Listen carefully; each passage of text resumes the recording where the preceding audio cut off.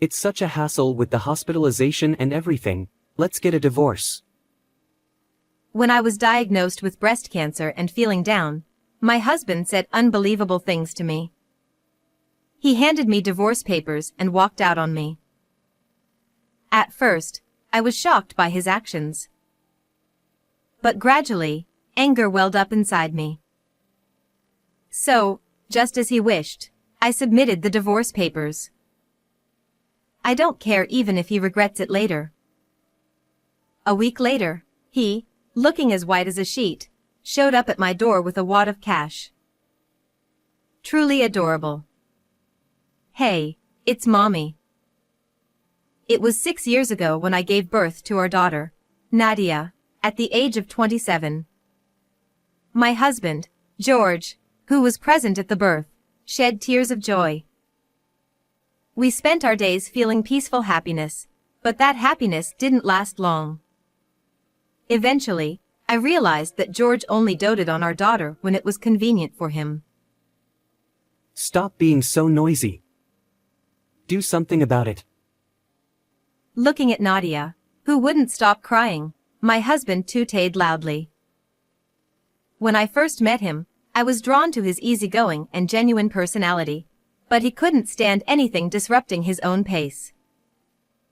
Whenever our daughter, who was still a baby at the time, started fussing while he was enjoying things like video games, his mood would instantly sour. Nadia, go over there, okay? I knew his personality. I would often try to move away from him when Nadia was upset, or I would try my best to soothe her, but dealing with a baby isn't always straightforward. Hey, you're the mother. Why can't you keep her quiet? Despite my efforts, George would completely disregard such moments and blame me. But then, when he was in a good mood, Nadia, come to Daddy. I'll hold you. He called Nadia in a silky voice. But Nadia, with a face that looked like she was about to burst into tears, reached out for me instead. It was as if she knew that her father's affection was fickle. What's wrong with her? Mary, maybe it's your bad parenting. With those bitter words, George stomped heavily on the floor and stormed out of the room.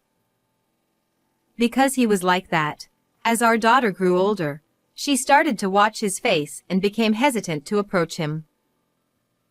I never had raised a child and I felt lost.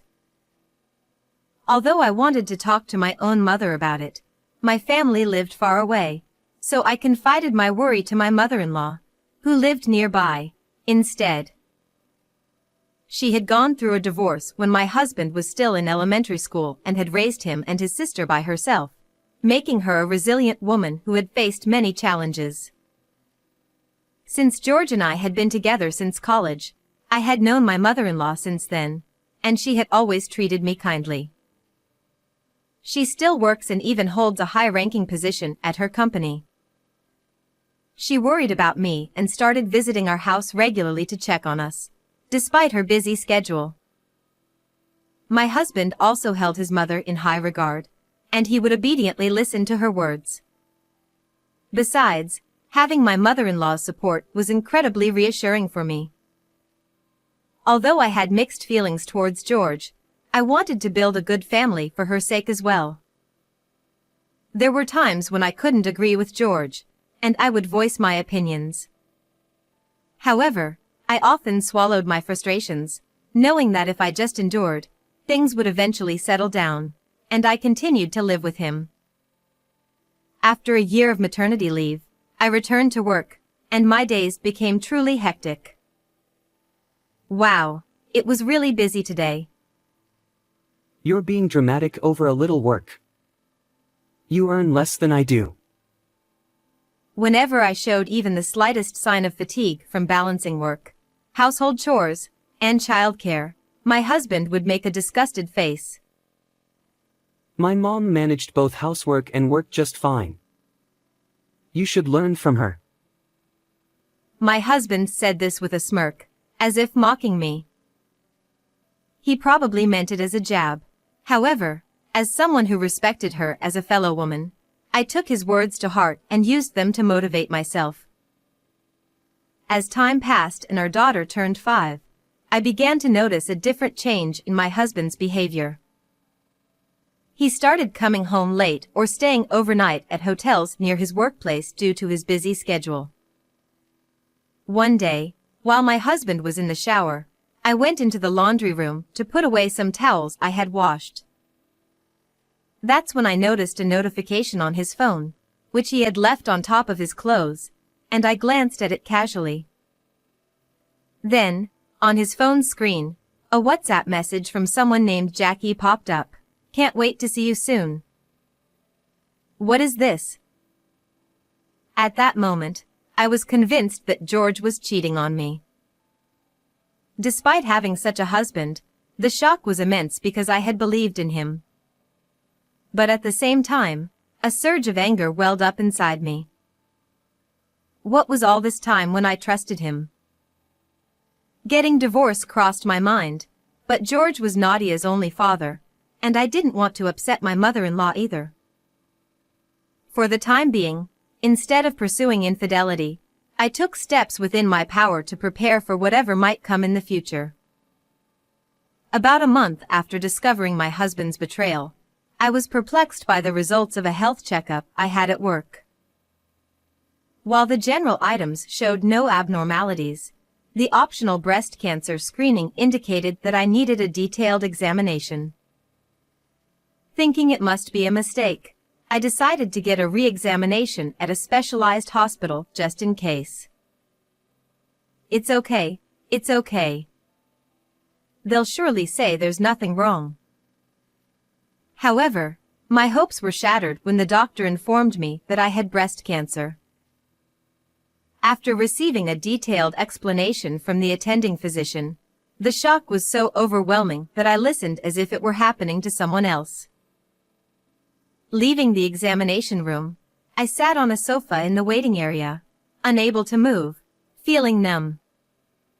Thoughts about the future raced through my mind in a whirlwind of emotions.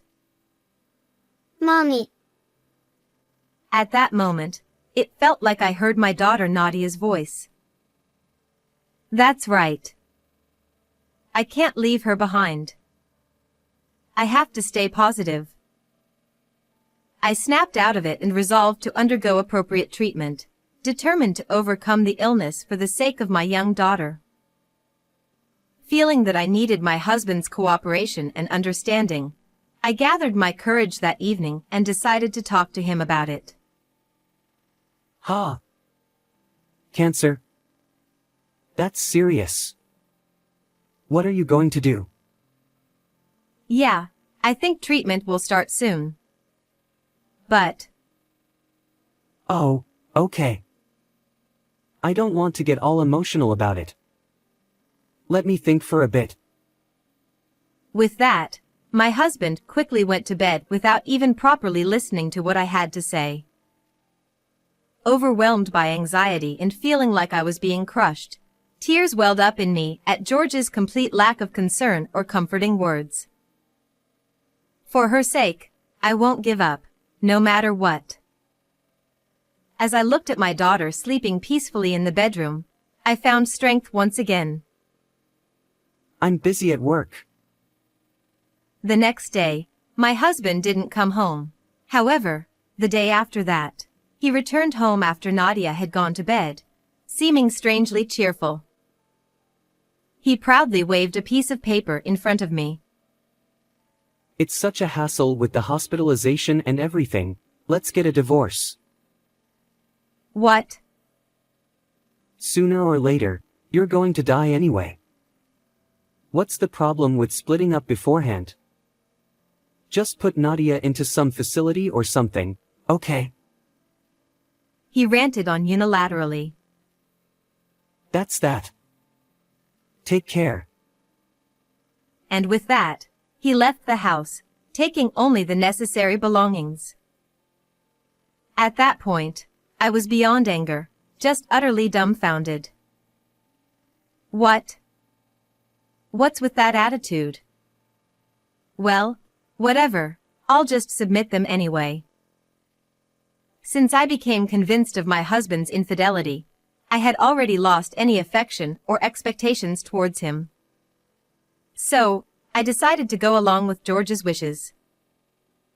I don't care even if he regrets it later. A husband who doesn't bother to listen to others and doesn't care about his wife's well-being. Moreover, he has no regard for our daughter and only thinks about himself.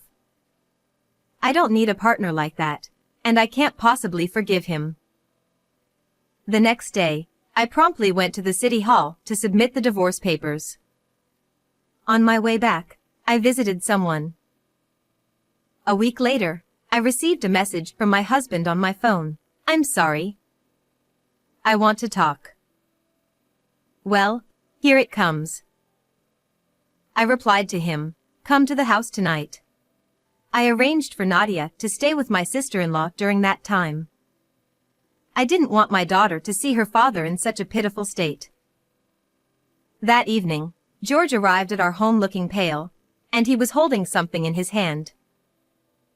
I'm sorry. Please, let's forget about the divorce. As soon as he entered the house, he began to apologize, his attitude completely different from the other day. What? What are you up to now? I said coldly, and he looked flustered with teary-eyed. You suddenly dropped the bomb about having cancer, and I got all shaken up and said those things. He grabbed my arm and shook it back and forth, looking at me from under his brows. I struggled to understand how he could think I would forgive him just like that. I confided in you first, George. I was hurt and sad when you didn't even bother to listen to me and just mentioned divorce. It seemed I hit a nerve as my husband was left speechless, mumbling incoherently. Anyway, please take this. It's my sincerity. Use it for your treatment. He handed me a brown envelope that he had been holding tightly in his hand. There's $2,000 in there. Should be enough, right? He said with a smug look on his face, rubbing the tip of his nose with his finger.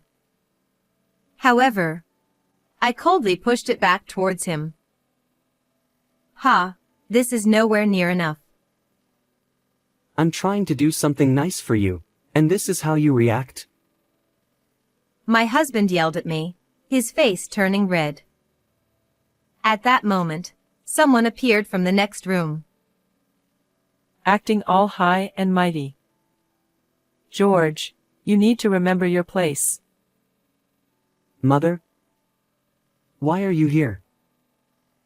With the sudden appearance of my mother-in-law, my husband couldn't hide his surprise, but then he seemed to quickly come up with something, and his face lit up. Mom, it's awful. I gave her $2,000, and Mary just pushed it back at me. Of course she did. When I told you to apologize properly to Mary and make things right, that's not what I meant. My husband clung to his mother for help, but she remained unfazed and responded sharply. In fact, after submitting the divorce papers at the city hall, I visited my mother-in-law's house. There, I told her about George leaving the house unilaterally. It was also at my request that she was waiting in the next room at that moment. After hearing Mary's story, I contacted this foolish son. I told him to make amends like a real man. It seemed my husband's idea of making amends was to offer $2,000 and ask for reconciliation. So that's what it was. What a cheap display of sincerity. Truly, it's embarrassing, even though he's my son. Wait a minute. Mom, whose side are you on, me or Mary? I'm your son. My husband tried pathetically to win his mother's support. Then, I decided to play my next card. George, you've been cheating, haven't you? For the past year, You've been coming home late or staying out overnight. I thought something was up. Ha! I don't know what you're talking about. Despite his denials, beads of sweat formed on his forehead, clearly showing his agitation. Is that true?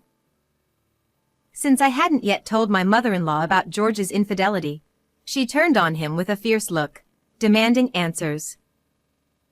Mom, that's not true. Mary's just misunderstanding. My husband hastily tried to deflect, but I wouldn't let him get away with it.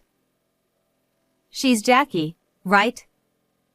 Look, isn't this her? I confronted him, showing a picture of my husband and a young woman looking friendly together. Of course, I made sure my mother-in-law saw it too. When I became convinced of my husband's infidelity, I searched George's social media and found a woman named Jackie who often commented on his posts. Then, I looked into Jackie's social media and found many photos that seemed to be dates with my husband. Although George's face was hidden, he was wearing his favorite limited edition watch, so it was obvious that was him. Even when his mistress's name was mentioned, my husband was speechless. Do you know how much I suffered because of your father's infidelity? I've told you countless times and not to do anything that would betray Mary. My mother-in-law glared at my husband with a face scarier than a demon's. I just acted on impulse. I'll break up with her right away. I'm cutting ties with a child like you. As long as I have my granddaughter and Mary, I'm fine. Mom, please calm down. George looked even paler than when he arrived at the house. I had hoped that revealing his infidelity to my mother-in-law and having her give him a piece of her mind would be enough, but her declaration of cutting ties was unexpected. My husband often said, My mom's a company executive, so she's rich. If anything happens, we can rely on her. and had been counting on my mother-in-law financially. Mary, I'll break up with the other woman. Please help me reconcile with Mom. I'm begging you. Don't be ridiculous. When I scolded my husband as he pleaded, he flinched for a moment but then stubbornly clung to my hands. Please, don't say that. The divorce papers have already been filed, and my mind is made up. You said that $2,000 was your gesture of sincerity, but you're missing a zero. Ha! As I pushed my husband away and said that, he looked bewildered. I'll demand $20,000 in compensation, so make sure to settle properly. That's impossible. My husband, finally understanding the situation, looked more pathetic than I had ever seen him before, utterly stunned. Oh, by the way, fortunately, my breast cancer is in the early stage, so with proper treatment, full recovery is expected. When I piled on after that, my husband slumped down right there, completely defeated. Since then, as promised, I demanded $20,000 in compensation and $500 a month in child support from my husband. George apparently got dumped by his affair partner shortly after that and is now living alone in a small apartment. He's been going to my mother-in-law's house repeatedly, pleading for forgiveness, but she has steadfastly refused to accept him back. I've completed my treatment and things are going well. While I was at the hospital, my mother-in-law took care of Nadia, supporting us both mentally and physically. Nadia has grown quite fond of her, and she's full of energy. I want to express my gratitude to my mother-in-law and continue to spend each day with Nadia, filled with smiles,